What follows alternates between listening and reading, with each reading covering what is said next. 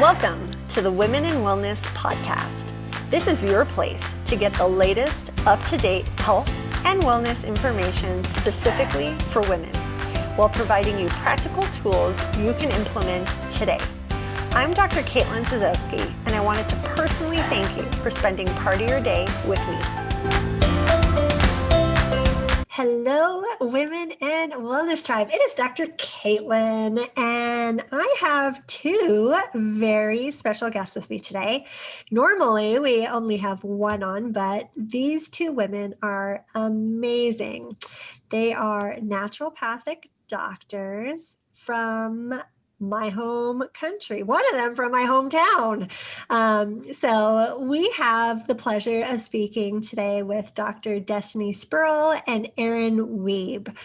Now, they are both wives, mothers, naturopathic doctors, and co-founders of Soul Spark, where their mission is to help ambitious women, I need to listen to them, and mothers go from burnout to soul sparked by rebuilding energy of body, mind, and soul.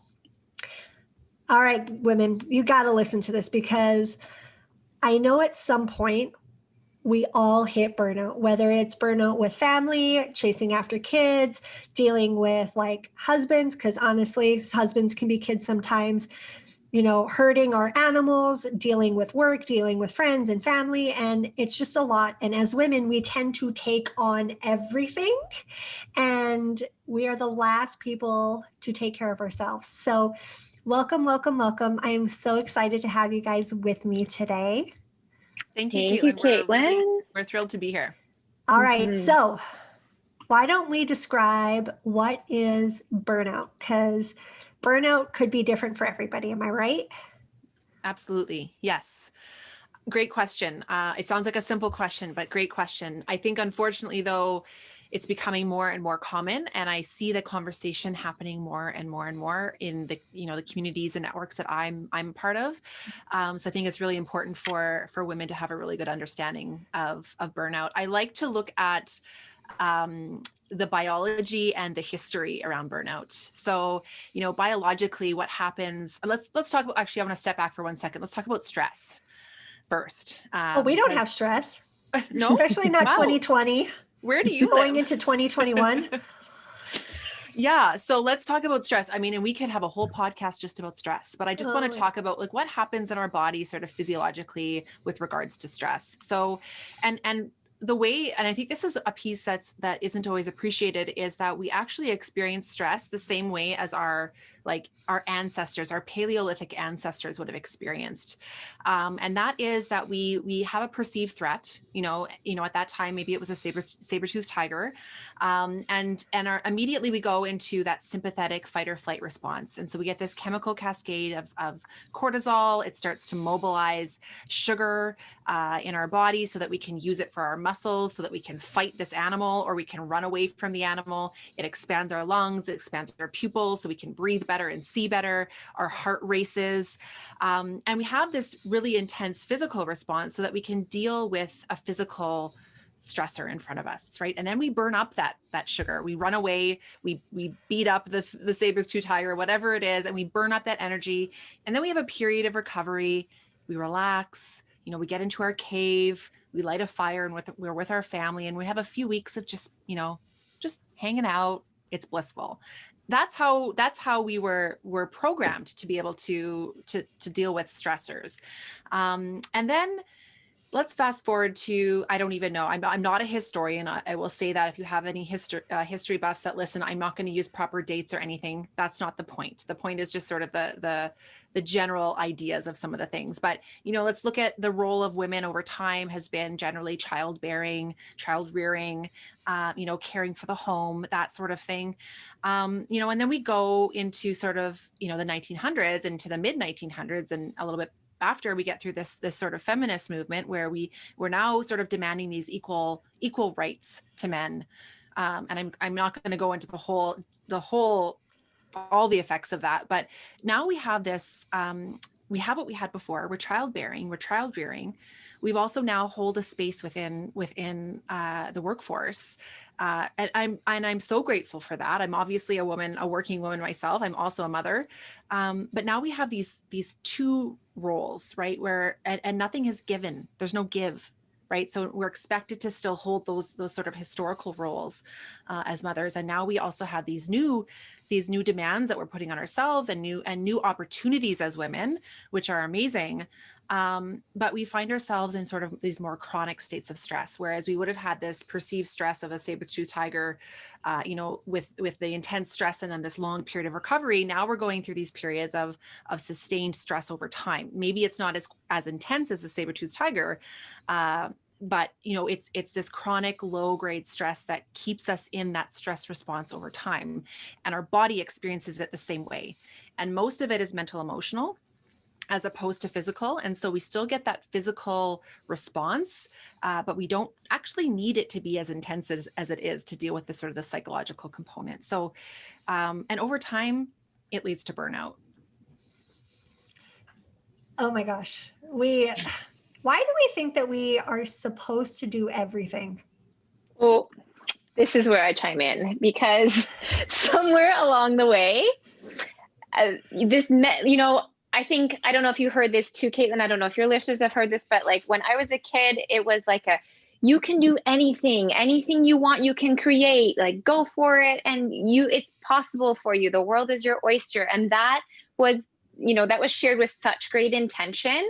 And, it was coming out of a time where like, our parents and their parents were seeing into this new opportunity for their women and their girls. Right.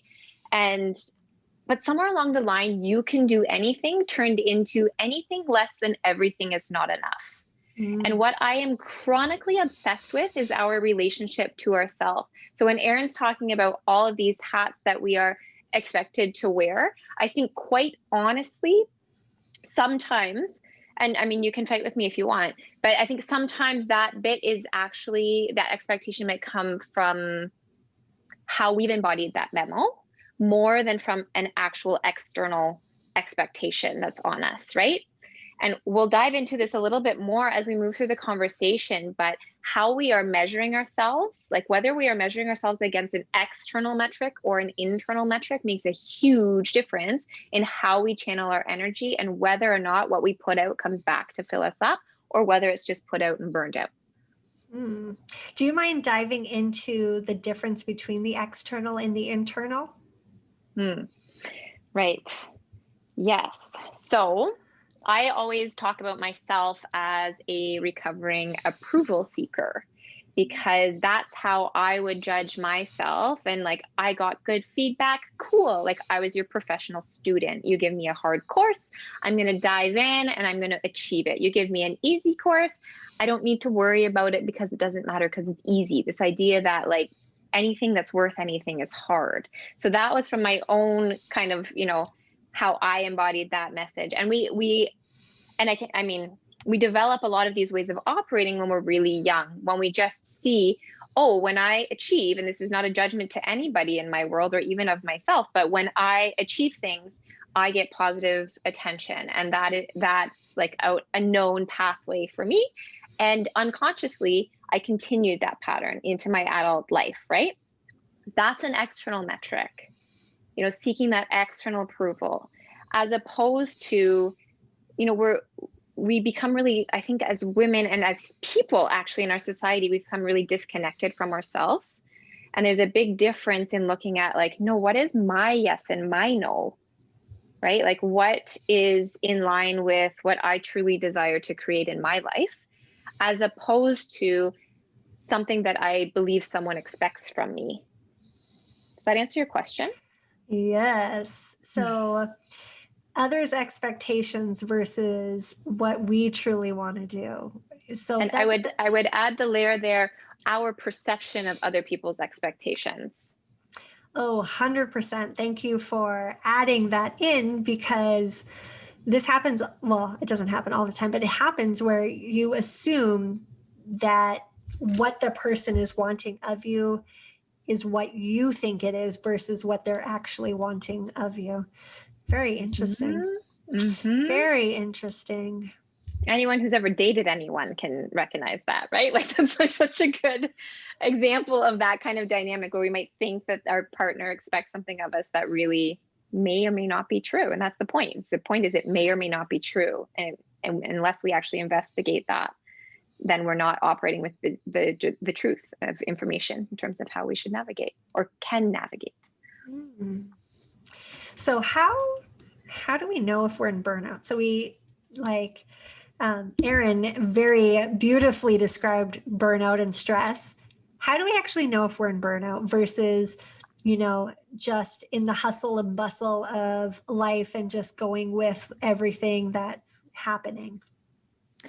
So we like to put this into the context of describing the 4 phases of burnout. And I'll kind of describe what those phases look like. And I think your listeners will be able to identify if they fit into those phases. So and this, we all kind of go through these phases, and it depends on what situations are causing us to be stressed, but I'll kind of give you some just sort of general ideas. So the first phase of burnout is the alarm phase. So that's the phase where we see the threat for the first time, perhaps, or it's a major threat. You get the email that, the scary email that, your deadline is actually moved up a week, and we're in this like, oh my gosh, I've got this big deadline. It's like seeing the saber-tooth tiger for the first time, and it sends you into this hormonal cascade, right? And like I said, a lot of the stressors that we feel are a lot more mental, emotional versus physical, but we still have the same physical response. And so we're still going to get that sort of heart racing, agitation feeling. Sometimes people will have issues with, falling asleep. They have a hard time falling asleep at night because their cortisol is high. They might not like low energy typically isn't part of this phase. It usually ends up being more like anxiety, kind of higher energy, but to sort of your detriment. Like I said, it causes issues with sleeping. And just feeling more agitated. Sometimes, if we go into some other realms of your health, you might have some hormonal situations going on, premenstrual symptoms, those types of things. So that's kind of that alarm phase.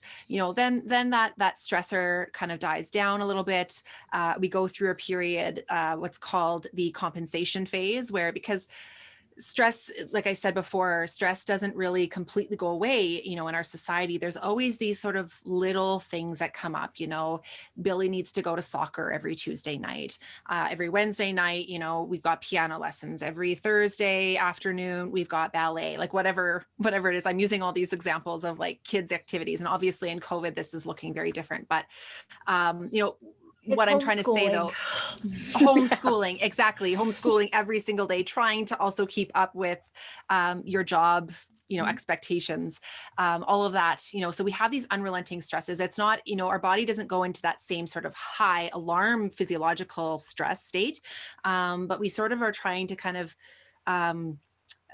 adapt basically to that stress or compensate for those stresses. And so that's where we'll start seeing, maybe energy is okay in the morning. I often will use energy as my example. Destiny can shoot off a couple of other things that come up, but maybe our energy is okay in the morning, but we need that cup of coffee to kind of get us through the day. This is where at nighttime we often will feel like we're tired. We could probably fall asleep when the kids go to bed, but then all of a sudden, we get up and we're wired and we can't sleep again. Those kinds of things are very common.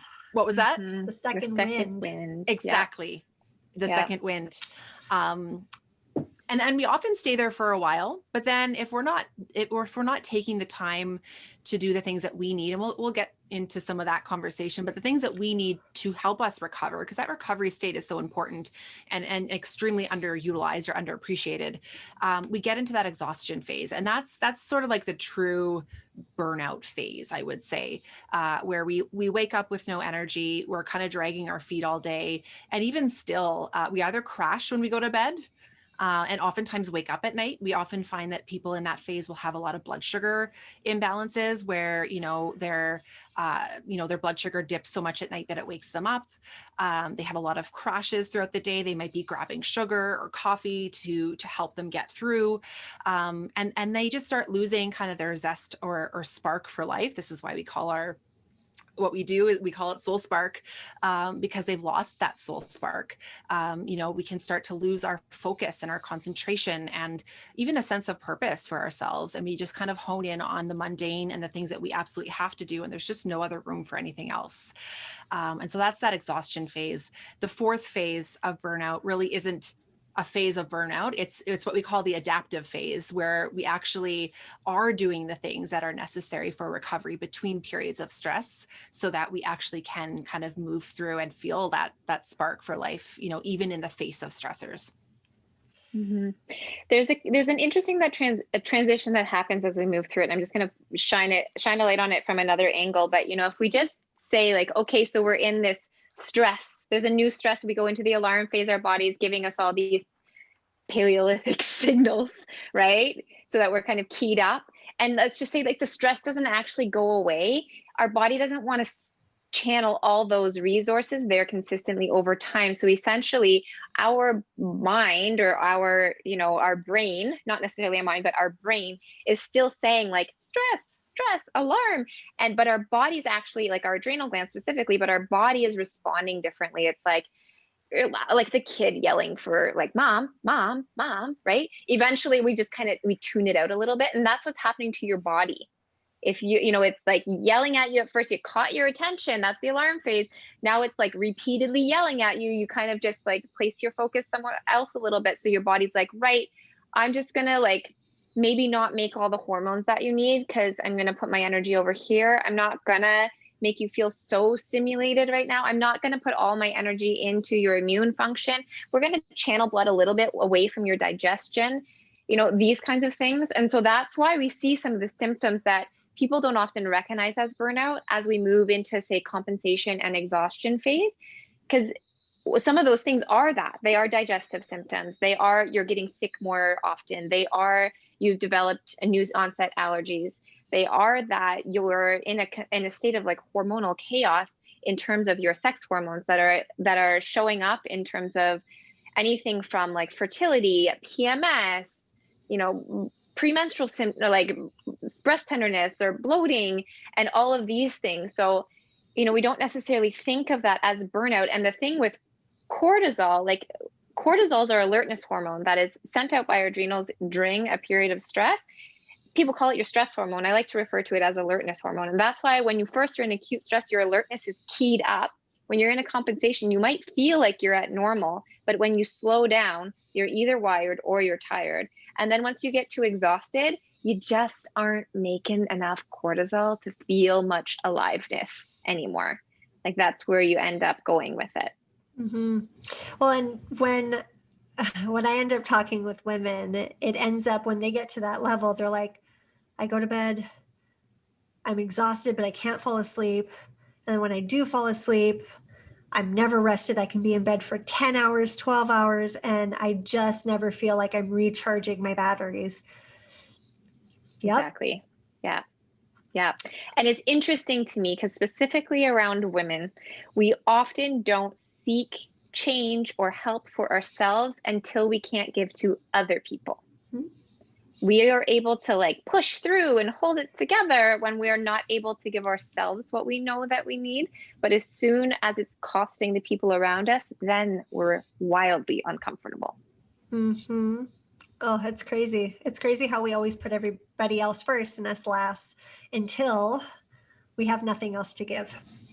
And that was actually one of the most powerful shifts in awareness that I've come into in my days on this planet is how, and I don't think you actually can get there until you've gone into that deep state of burnout, not necessarily, and then you just actually feel it so deeply that it's kind of selfish for me to wait until that point, because the most generous thing that I can do is fuel myself so that I can operate in a sustainable way. Like when you can actually see that giving to yourself is the most generous way that you can support the world around you. That was like a light bulb moment. It's still difficult. It can still be so hard because have you guys heard of the term rushing woman syndrome?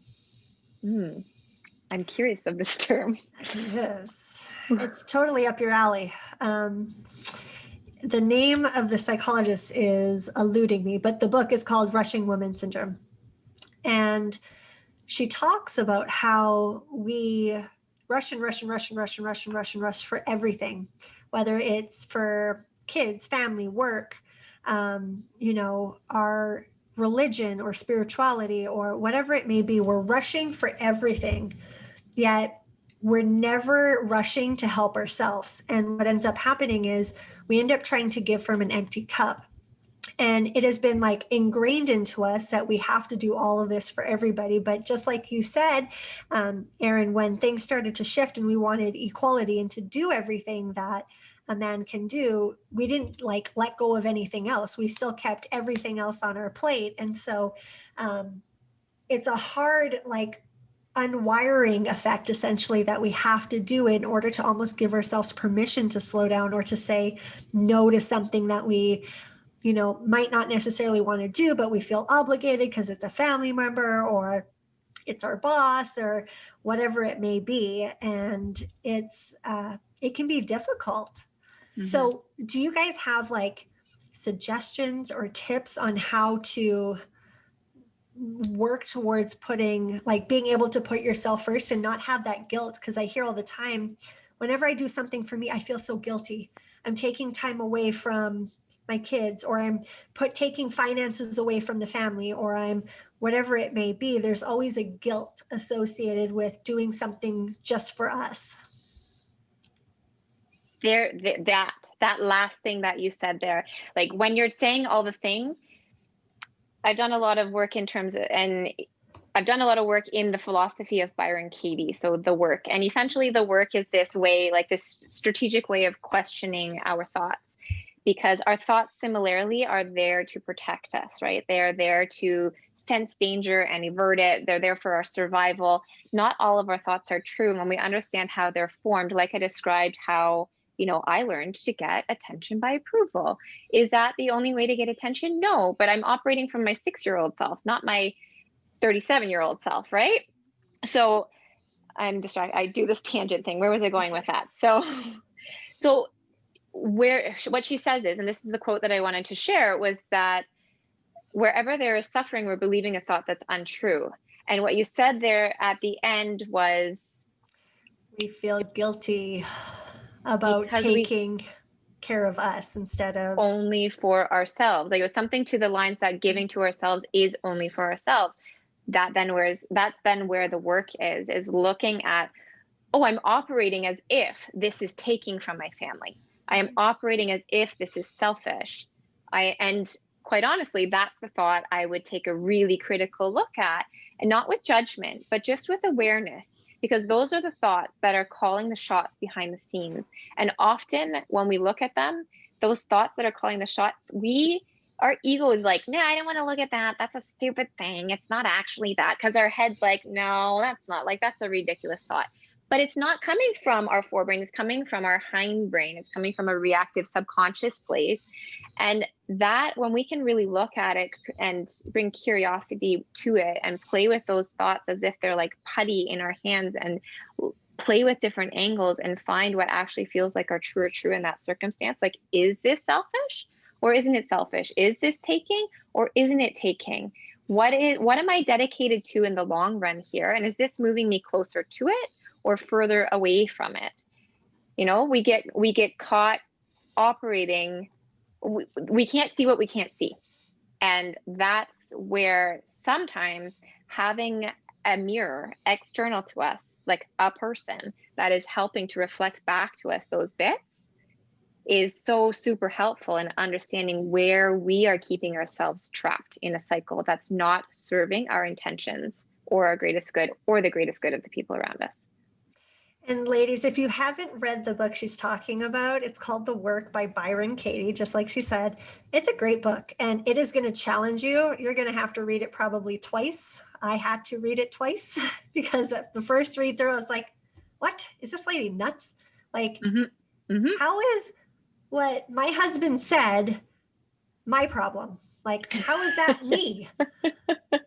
But it took 2 read-throughs, and then I was like, oh, And you know what? So Oh, on the topic of books, I can read all of the books, but then we're just consuming all the things and it's like mind candy. The thing that actually made a difference for me in terms of the work is working with a person who practiced that in her practice, so that it was like I'm taking that out into my life and practicing this one little step, not this massive life shift, but just this 1 degree shift in my everyday life that changed the trajectory.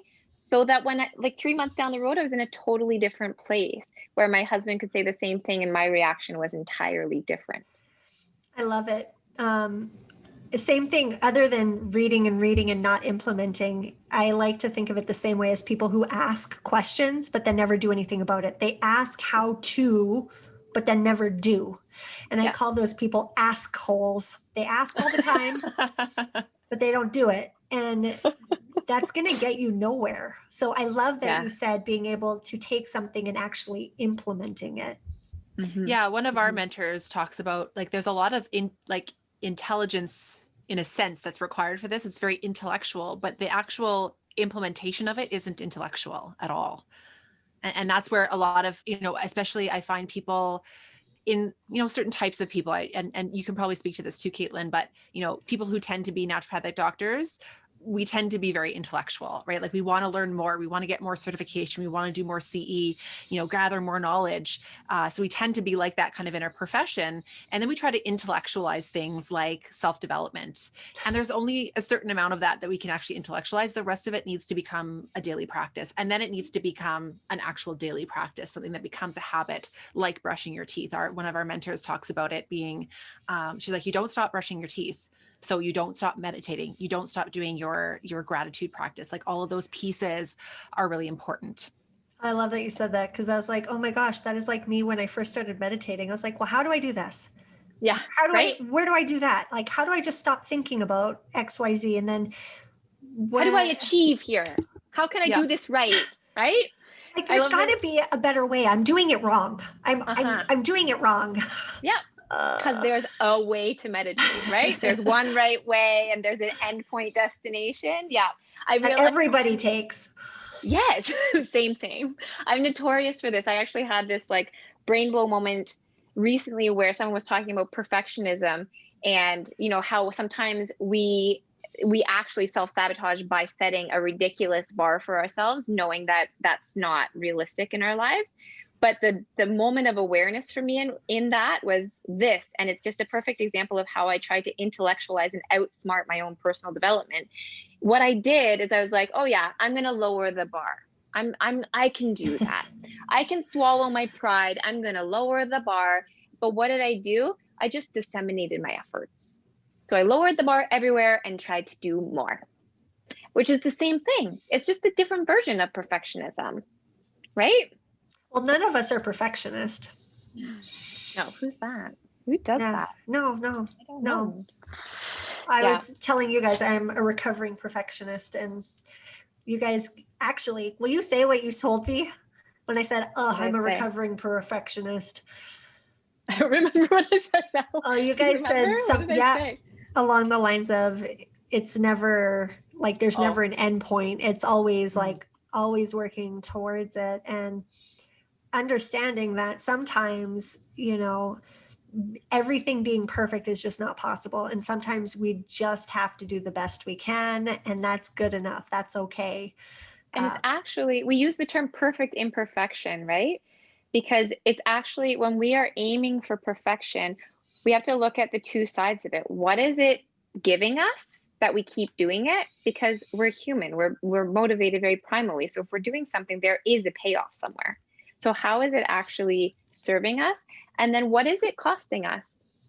Because perfectionism isn't all bad, but is it moving us in the direction that we desire to go in?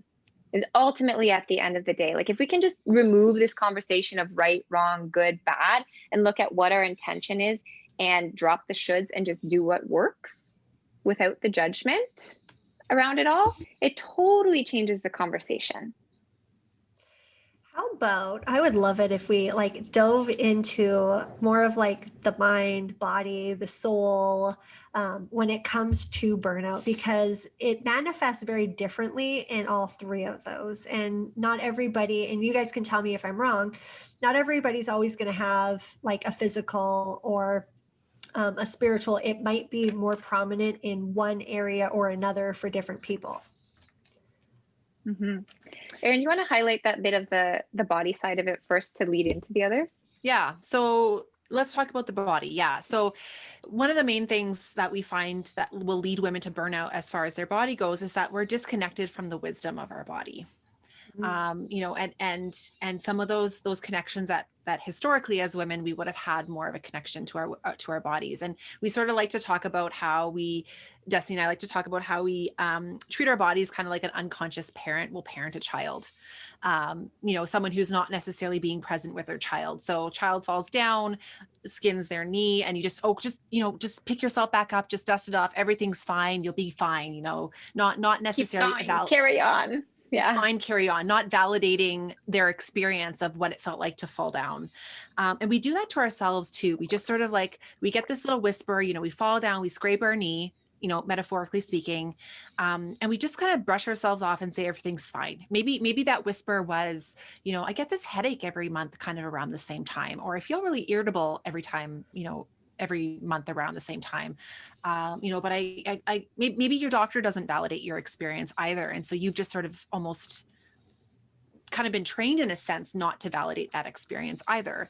But then eventually those little whispers become really loud. And we find that the women that come to see us or the women I see in practice, usually by the time they actually come to see us, things are screaming. It's no longer just, oh, I kind of get this headache or I kind of get this irritability. It's like, I get a raging headache for 7 days out of every month.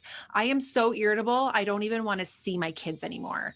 You know, like my periods are so heavy that I can't even go to work. I have to wear like 3 pairs of pants, whatever, you know, I'm going to the extreme. I do see those women, but by the time they come to see us, things are so loud.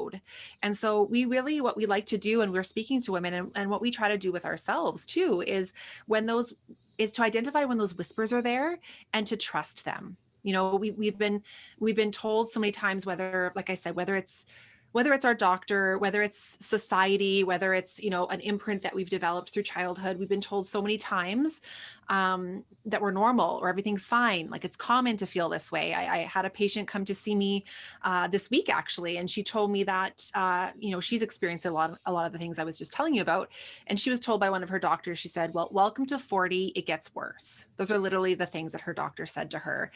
And, you know, instead of validating, you know, her experience and then we're shutting down that innate intuition that we have about our body. And so I don't think it's always our fault that it happens.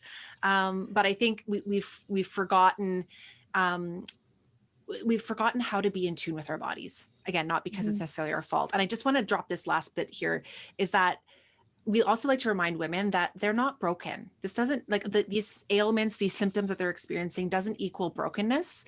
We see it as an opportunity or an invitation then to become back into alignment with our body and to start listening to her again. Oh, I hate when I hear women go, "Oh, my doctor told me it's just going to get worse with age." Yeah. What medical textbook says like when you hit 40, XYZ happens, and 50, and then 70, and oh God, 75, just forget it. You're SOL. Like what? We use the tools that we know and that we have, right? And that's the interesting bit. It's like, you know, welcome to 40. This is just the way it is, using that one. Well, if you don't have any tools to support that woman in the way that it is, then you're going to just tell them to accept it, because acceptance is, if there's nothing you can do, acceptance is maybe the most empowering thing to do, which essentially what that physician is potentially alluding to. But it doesn't need to be that way. And that's the message that we want people to know, is that it doesn't need to be that way, right? Our body is our closest connection to the wisdom of nature. And we have forgotten that she is wise, right? So like that is a core part of our mission, is helping women reconnect to the wisdom of their body. When it comes to the mind, I think we actually dove into the mind a good bit. We jammed around that. And it's just simply that not every thought that we have is true. And if we can identify the thoughts that we are operating from, and then look at where we're aiming, like what our intention actually is, and learn how to utilize our mind to get us there as opposed to holding us back, that is where energy and freedom come from in that context, as opposed to having this thought that's outside of awareness that's propelling us to feel like I'm not enough, I'm failing, I'm blah, blah, blah, which I use those two because that is the perpetual thing that we hear. And I have been there and felt that, and I still journey with that. But it's so common, and it just makes me want to sit every single woman in a room and say, listen, we all feel that way. So it's clearly not a problem with you as an individual. The problem is not you, it's this memo we've all accepted, and we're rewriting that script. When it comes to our soul, this is a whole other piece. I like the term of, we've all been born with a soul print. You've been given a desire that's on your heart. You have somewhere that lights you up to aim towards. And it's the most generous thing that we can do to answer that call. That sometimes feels like a really big and audacious thing. And for some people, it maybe does feel that way. But it actually can just look like, what is in alignment right here and right now for me? What is a yes and what is a no? I like to use the analogy that when we operate in alignment and in our truth, the energy we put out comes back to fill us up. And when we are operating out of alignment, when we're aiming towards those external metrics, when we're operating from thoughts that are untrue, that's when the energy that we put out just goes out and burns us out. And so there's all sorts of fun and cool ways that we can learn to begin to reattune to what that truth is deep in our soul, so that we can operate in alignment and have our energy that we exert be refueling to us too. And I challenge your listeners to think about that, because I have my own example of that. Like if people are trying to kind of wrap their heads around what that means, I think everyone can kind of appreciate when they've signed up for something that they felt obligated to sign up for, and they don't really love showing up. You develop some resentment. Maybe you show up for those meetings and you're like, they exhaust you. It doesn't matter what time of day they happen. And that's what Destiny's talking about in terms of like, those are the things that just like, they take our energy, and then it just keeps taking our energy, as opposed to when we're really aligned with whatever efforts we're doing. And even if it takes we're not that we should be doing this, but like we can work into the night and lose track of time because we're so passionate about what we're doing, and then still wake up the next morning and can't wait to jump out of bed. It's that kind of feeling that we know that is something that's going to light us up and actually increase our energy over time. Oh gosh, I couldn't agree more. Like, I absolutely love talking to other practitioners of all sorts, doesn't matter what it is, because I love hearing different perspectives and learning different ideas and everything. I hate all of the back end stuff. And then, okay, so those are the things. Can I speak to this too? Destiny often will use the term, don't compare your insides to other people's outsides. It can look really great on the outside. We look at people's social media feeds and everything looks to be so perfect. They've got the perfect home set up. Their kids are all in matching clothes and their makeup is always perfect. But we don't know what's going on in the back end, and we don't know who they've hired to help them. Right. And I just thought of that with that, because, we can outsource certain things. And I think that's really important. That's an important realization in our era as women, is that we can't do it all. Certain balls can drop, and we need to see where we can actually receive help. And I know that that's a really hard thing for a lot of women to do, is to receive help. We're really good at giving help, but not so good at receiving it. Or asking for it. And then I think we need to be really kind to women who do that.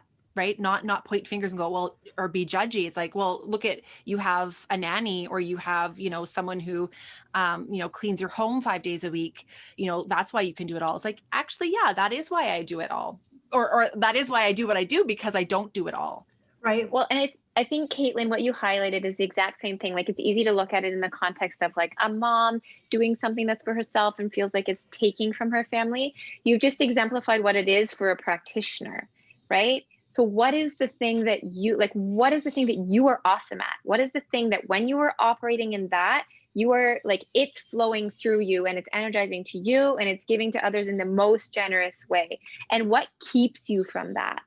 And what is there something that you're still doing yourself that is actually costing you on your mission Oh, that you could 100%. outsource? And then why are you still doing it yourself? Like, you know what I mean? Oh, yeah. That's the piece where it's like, yeah, you're like, yeah, Oh, yeah, yeah. I hear Mhm. you. That just Oh, hit me right mhm. here, right?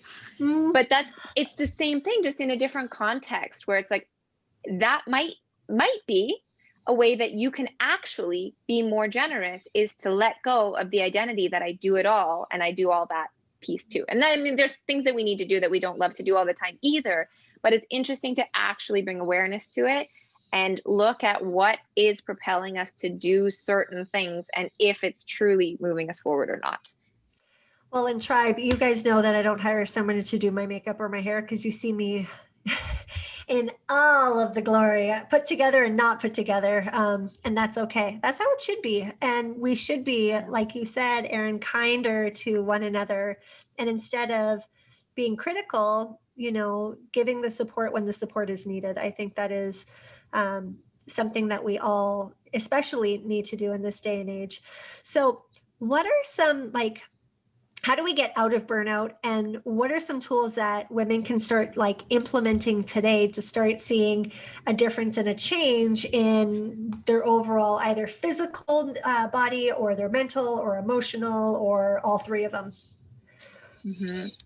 We essentially reverse engineer the things that we just talked about, right? So one access point we find really impactful for women is we help them identify where they are in those stages of burnout.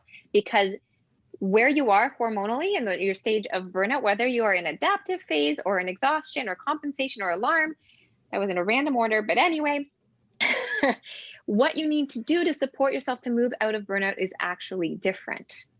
You're not going to want to be doing something like intermittent fasting or keto in exhaustion, for example, or your HIIT workouts over there. We need a lot more restoration. We need food to steady our blood sugar because our body doesn't have the capacity in that phase. Versus if we're in adaptation or even alarm, it's going to look very, very different. So the very first step is that we need to attune. We need to tune in again to our body, mind, soul piece, right? Like we have to attune in order to align. So that is absolutely the first step. And then within our foundational program, which is a 4-week program that we call the Feminine Energy Code, we do that first. And then we put it in the context of, okay, knowing where you are, how can we align in the realms of sleep, nutrition, and movement? It's not this massive overhaul. It's looking at where are you and what is your next right step you can take in each one of these areas. And the wild thing is that women come out in a totally different spot than they started by doing one thing that is aligned with what they've attuned to in that process.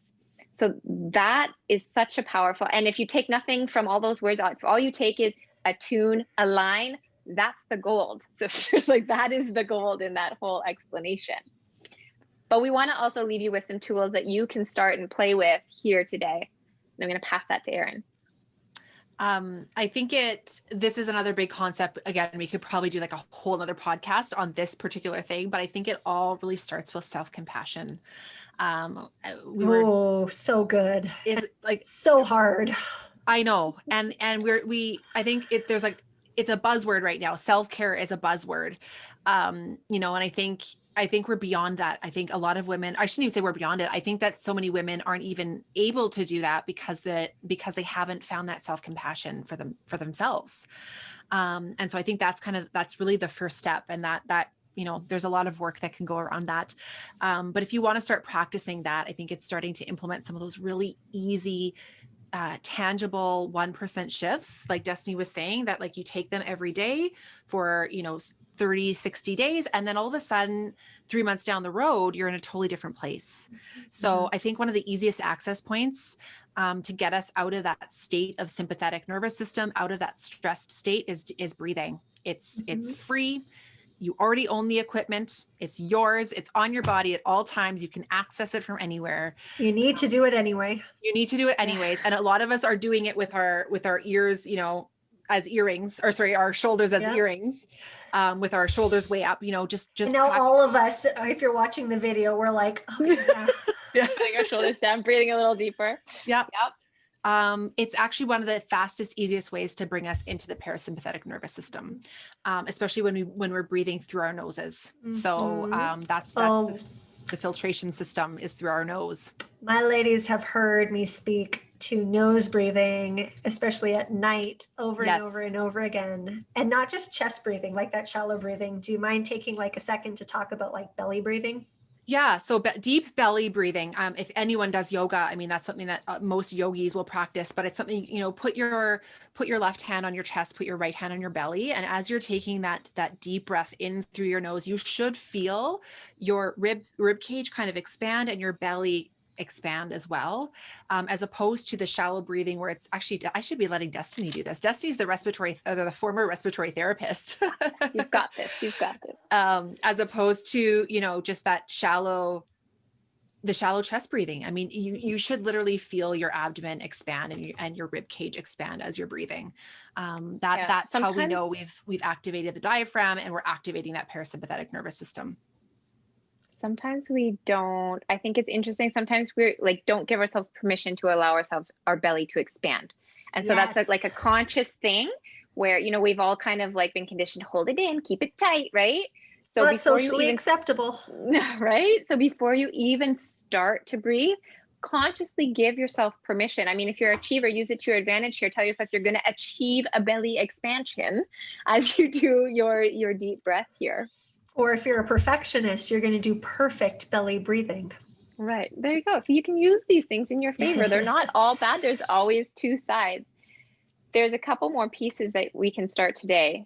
The breathing is wildly powerful and it quickly shifts us from a sympathetic into a parasympathetic state. If you can sleep, go do it.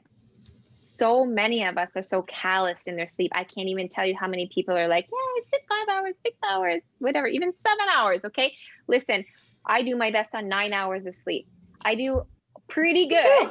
I do pretty good on 8 hours of sleep, but then I'm going to need to sneak in a 9 hour at least once in the week. If I'm on 7 hours of sleep routinely every night, I'm starting to burn the candle on both ends. That is the reality of the amount of sleep that is energizing to me. And those people that are saying, I can sleep 5 hours. The interesting piece is that those people are usually riding on cortisol. Usually. I'm not always, but usually. So when they actually do slow down, they're exhausted. Mm-hmm. So they're riding that alertness hormone. So we're just a little bit calloused around sleep. Like if you can sleep, go do it. Oh, I am a sleeper.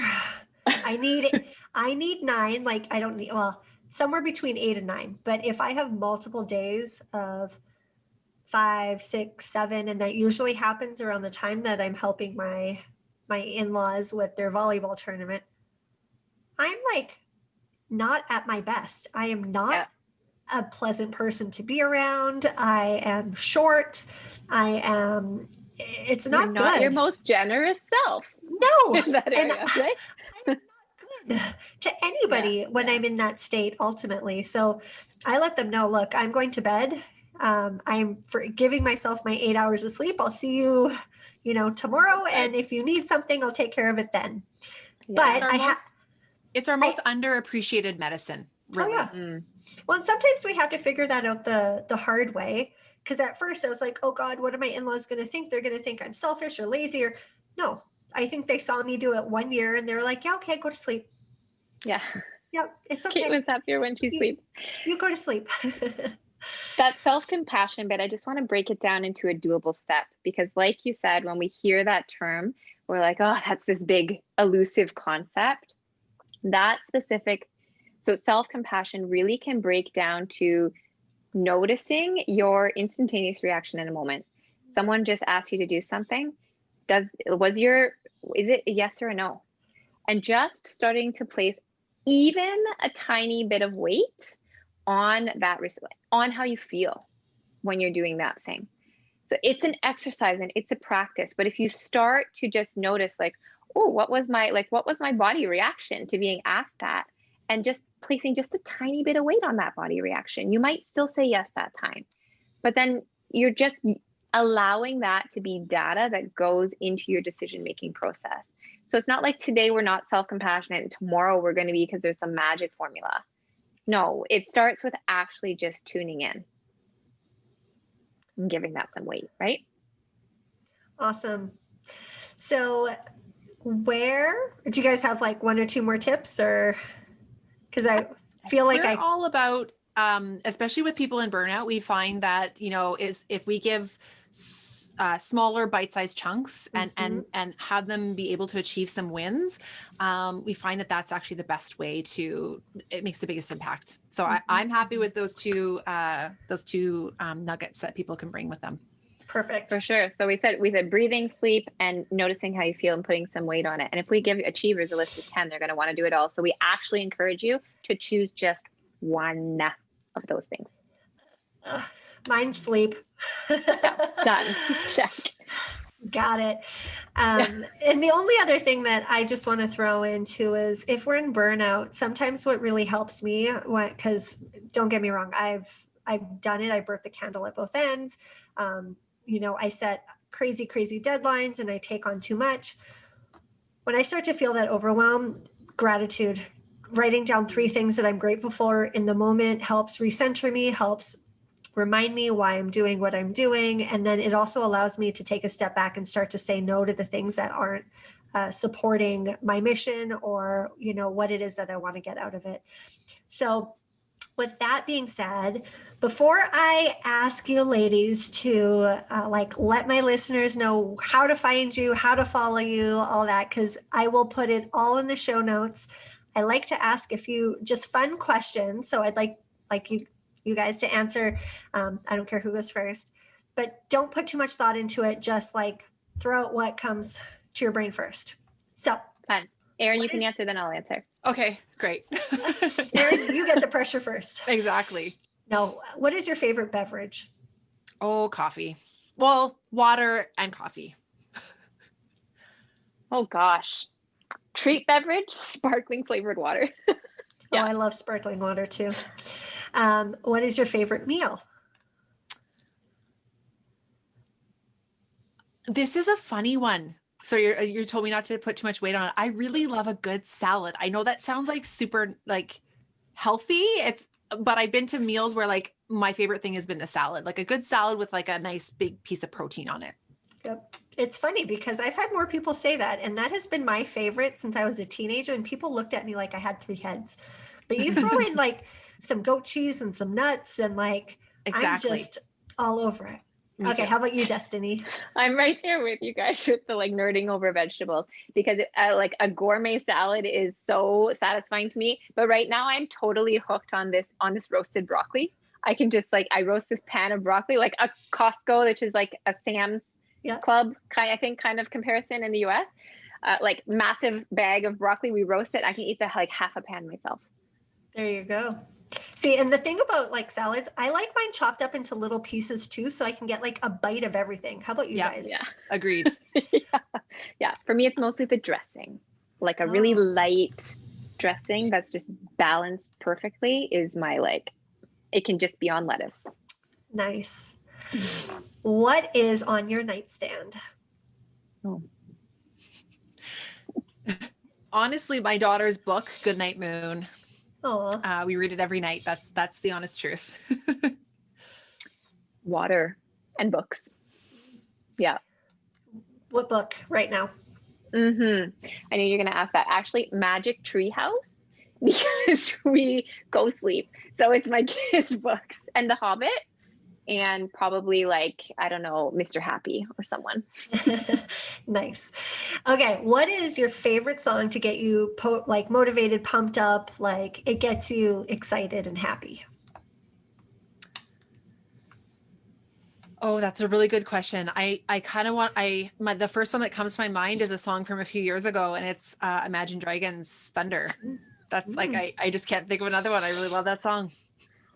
That's hilarious, actually, because I am don't know the names and artists of things, but I can rock out to Imagine Dragons forever, particularly when I'm trying to achieve something. It's machine. Yeah. Nice. Have you guys heard the Carrie Underwood Champion song? Oh yes, that is another one. That one I can like dance to before I sit down at my desk, full out, like belting, singing. Yeah. Awesome. I was going to say, if you haven't, check it out, because that's one of my current ones that I'm like, okay, I got to get pumped up. And good. Last question. What's your favorite color? Green. Oh, and can I just say, I love all the shades of green in nature. That when I was pregnant with my son, my firstborn, I was amazed at how many shades of green there are. And now I can't get that out of my head when I look out at nature, how many shades of green there are. That is very true. I love that. Some version of purple, as you see me wearing it right now. Nice. All right. And well, that's the end of the fun questions. What is the legacy that you guys want to leave behind? I love the way Destiny articulates this. Do you want to? How do I articulate it? I don't know. Go ahead. Okay, I'll say it. We want to unleash women from self-sabotage and allow them to walk into the beauty and the grace and the energized version of themselves that they were born into and meant to manifest in this world. Beautiful. Mm-hmm. Did you want to add anything, Destiny? Yeah, it's part of what we talk about. Like, it's part of our core message is you are not broken.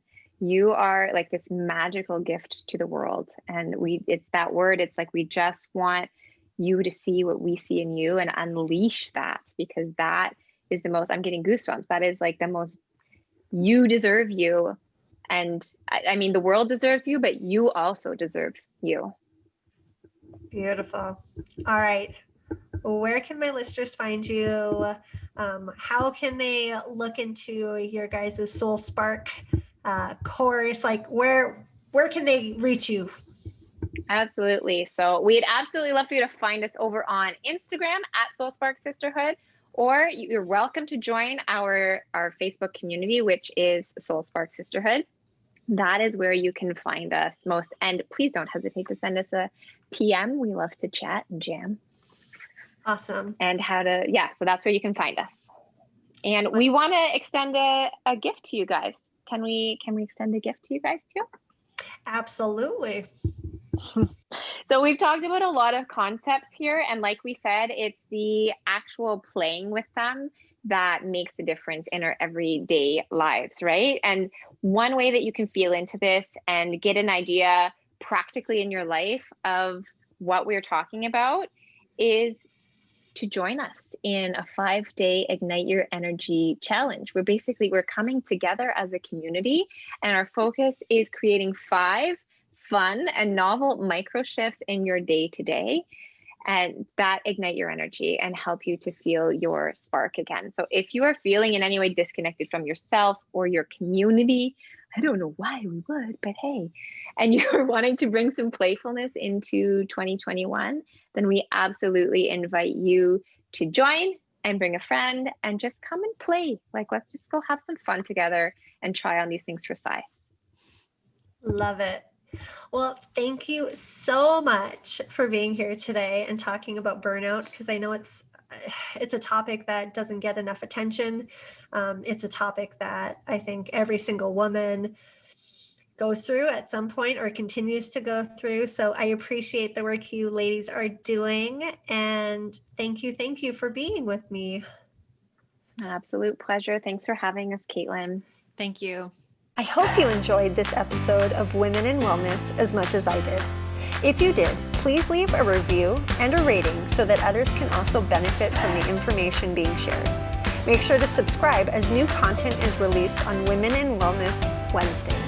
And if you want to connect with us, go online to womeninwellness.com. That's women, the letter N, wellness.com. I look forward to seeing you next time.